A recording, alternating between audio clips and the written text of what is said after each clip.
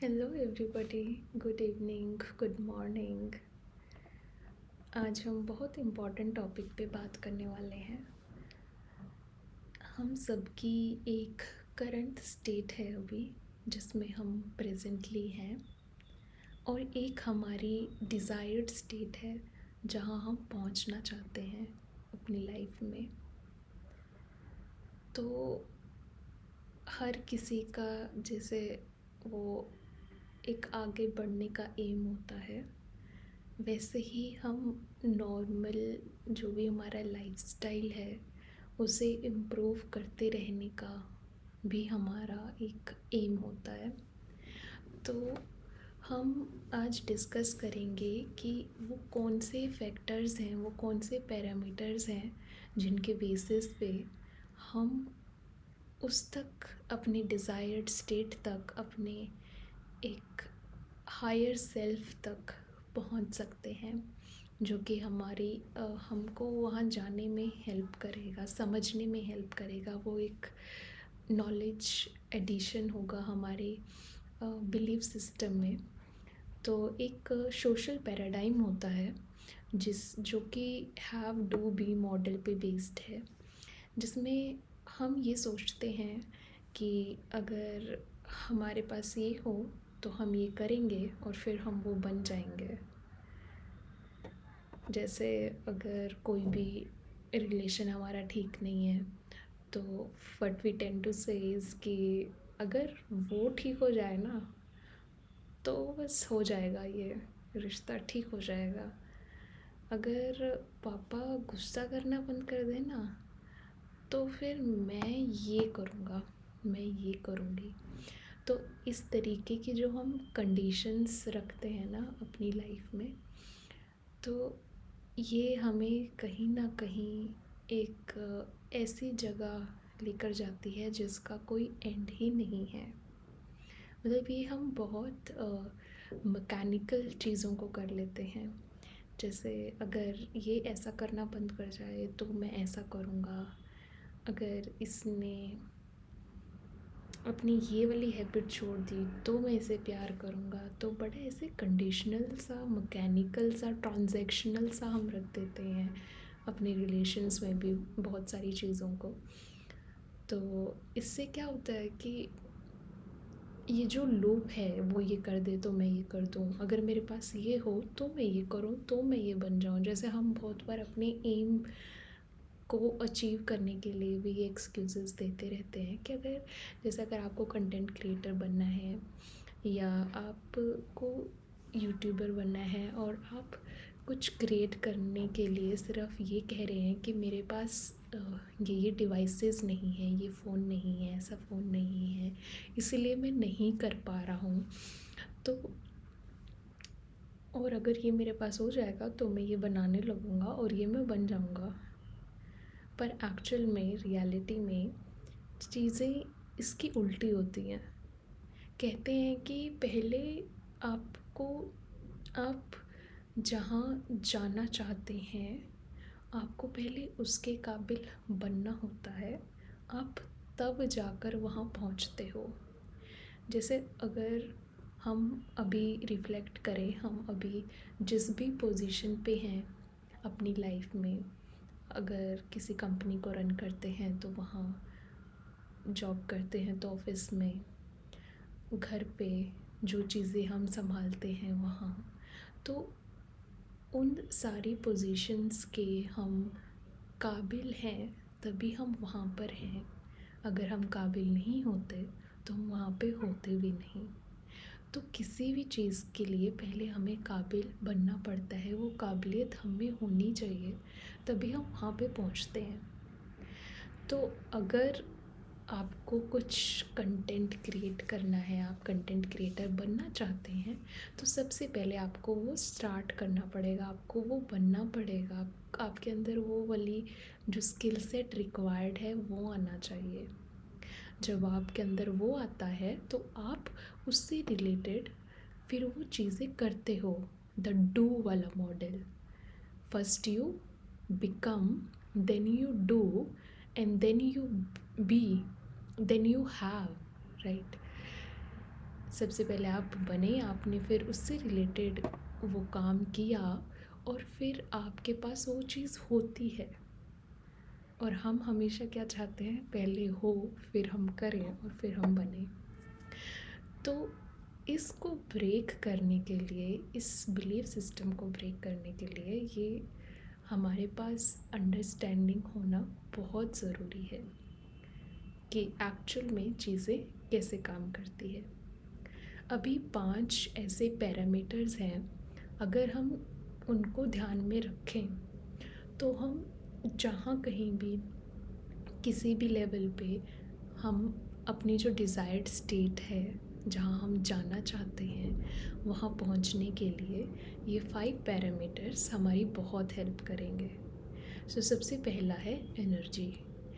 Energy भी 4 type की है जो हमें हेल्प करती है हमें समझने में। सबसे पहला आता है हमारी फ़िज़िकल एनर्जी, कि हम फ़िज़िकल लेवल पे कैसे हैं। जैसे अभी हमें फ़ीवर नहीं है, हमें कोई हेडेक नहीं हो रहा, हमें कोई स्टमक एक नहीं हो रहा, अभी हम जैसे शांति से बैठ के सुन पा रहे हैं।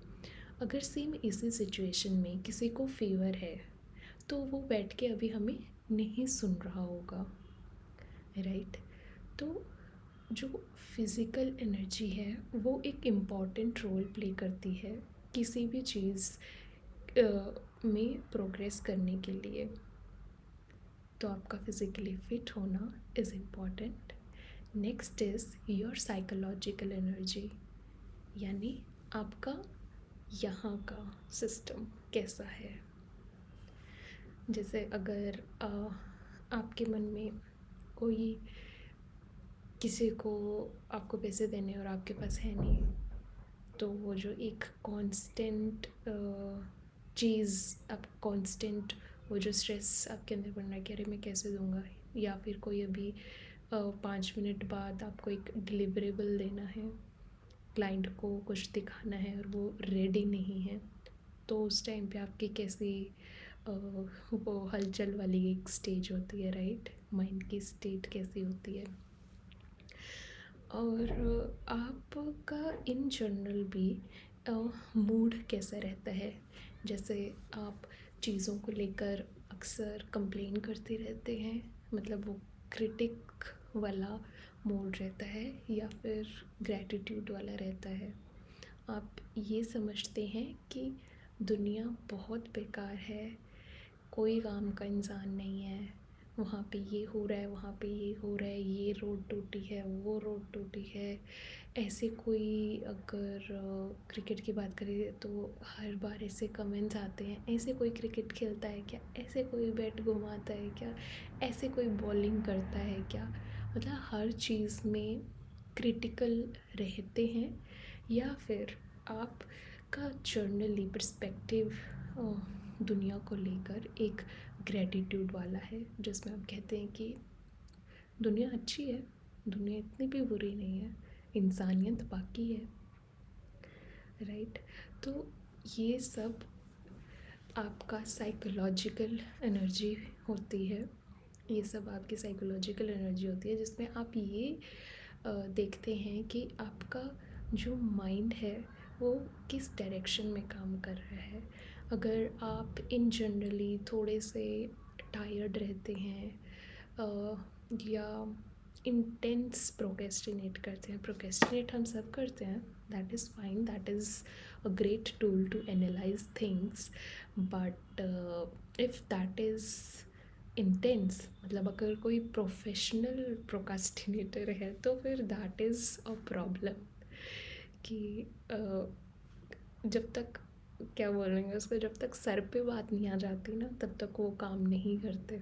तो that is like the intensity of procrastination. अगर वो चीज़ है, अगर आप इनडिसाइसिव हैं, मतलब डिसीजंस लेते ही नहीं हैं, आप लेस फोकस्ड हैं, आप एक constant negative belief, self belief में है, तो अगर ये सारे फैक्टर्स हैं और आप कहीं ना कहीं देखते हैं, तो that means you are not doing very well at a psychological energy level.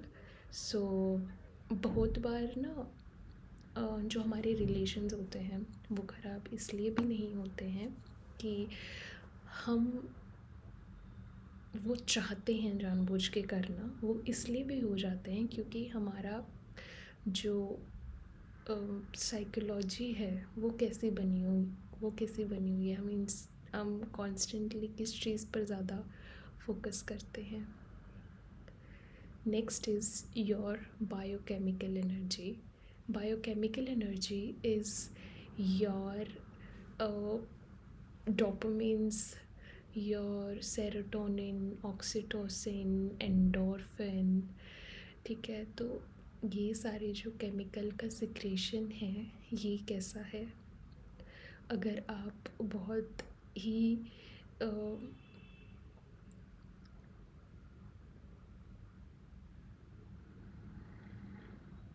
Tired रहते हैं, बहुत ही ज़्यादा लेथार्जिक फील करते हैं, आपका किसी भी चीज़ में इंटरेस्ट नहीं है, डिसइंटरेस्टेड, और if you are less excited about things, you are not enjoying things as you used to be, or you feel there is distance distance और disconnection between my previous self कि जैसे मैं बचपन में था ना, अब मैं वैसा नहीं हूँ। तो अगर इस टाइप की कोई भी सेल्फ बिलीव्स हैं नेगेटिव वाले, या नेगेटिव कॉग्निटिव बायसेस हैं आपके कांस्टेंट जो बने रहते हैं, तो उसका एक रीज़न ये भी हो सकता है कि आप बायोकेमिकली सही फंक्शन नहीं कर रहे हैं। तो जो हमारा बायोकेमिकल एनर्जी लेवल्स होते हैं, they also play a important role in our healthy relationships. तो अगर आपको इनमें से लगता है कि कहीं ना कहीं ऐसे जो ये ट्रेट्स हैं वो मेरे अंदर भी हैं, और या मैं रिसेंटली एक्सपीरियंस कर रही हूँ या कर रहा हूँ, तो I would suggest कि you should go and get them tested, especially vitamin D and B12। तो कई बार हमारा रिलेशन अगर किसी से सही नहीं है तो वो एक इंटरेस्ट के बियॉन्ड भी हो सकता है, कि it's not always about interest, it may be due to nutritional deficiency. So get yourself tested, vitamin D and B12, so that will help you analyze the situation. Next one is your spiritual energy. Spiritual energy is the energy which you have. It conveys the sense of purpose, the sense of fulfillment, and how contented you feel when you are with yourself. कि अगर आपका passion और profession is same, then I know you might be at your fullest, but if that's different, if that's beyond your bread and butter, then you should do something जो आपको वैसा feel कराए, anything, any work which gives you that sense of fulfillment. So that is very very important. तो इसमें basically कोई भी ऐसा, या तो हमारा खुद का ही, या फिर हम एक हायर एनर्जी को सीख करते हैं। जैसे हम हर किसी को ग्रोथ पसंद होती है, जैसे अभी we all are at a certain salary, right? Every year we want promotion, we want कि हमारा अप्रेजल हो, हमें ग्रोथ मिले, we all want that, right? I hope ऐसा कोई नहीं होगा जो ये कहेगा कि नहीं, आई डोंट वांट, कोई ग्रोथ नहीं चाहिए, I work at the same salary for next 10 years, 11 years, 12 years. Nobody wants that, right? हम सबको every year we need that hike, right? We need that increment, right? So that is spirituality, and that helps us to keep growing. which is important, right? Then, so this is all about energy things. We have 4 energy types, right?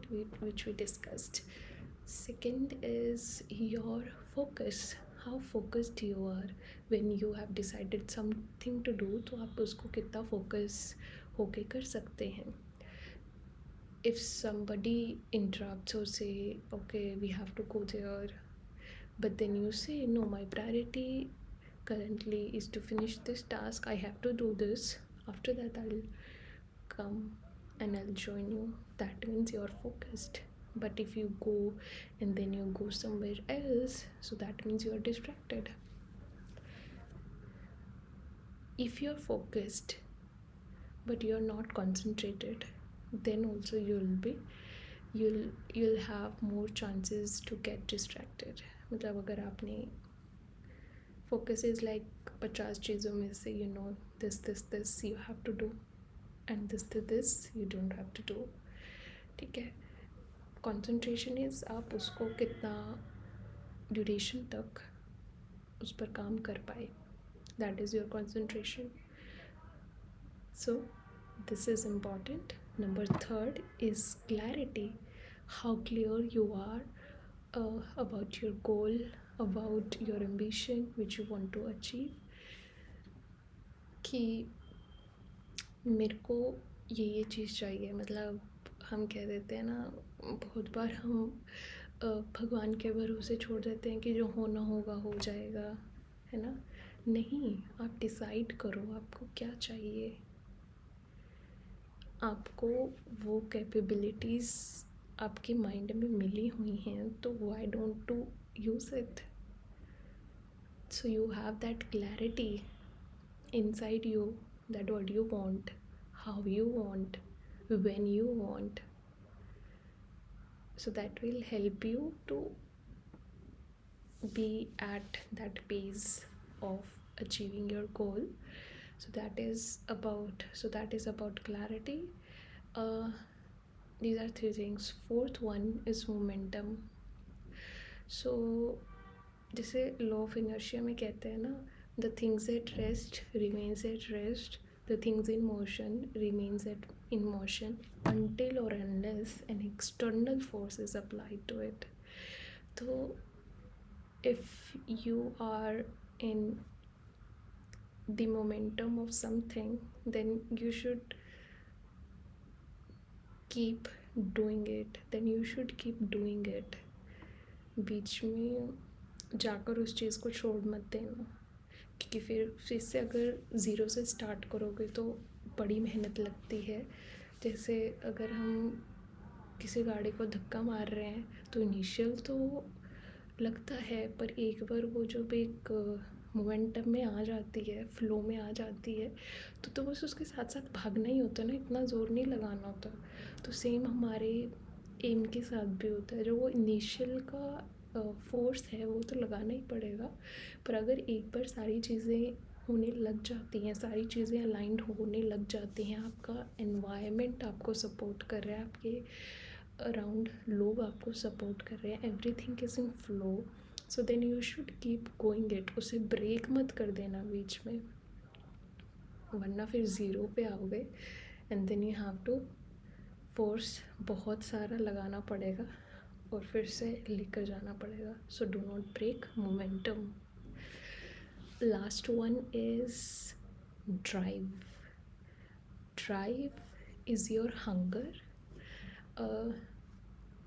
जिसके बिना आप रह नहीं सकते, जो आपकी priority है, जो आपको एक्शन लेने पे मजबूर कर देती है. मतलब आप एक्शन लिए बिना नहीं रह सकते.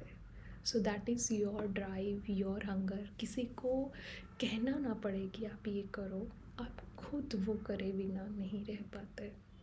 So that is your drive. And अगर कोई और आपको सपोर्ट करे ना करे, आप खुद अपने लिए रास्ता बना लेते हैं.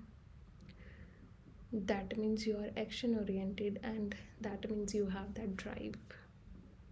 So these 5 factors are important for anybody to achieve something or to go somewhere in the future. I hope this was insightful. If you learned something, do share with me in the comment section. Thank you so very much.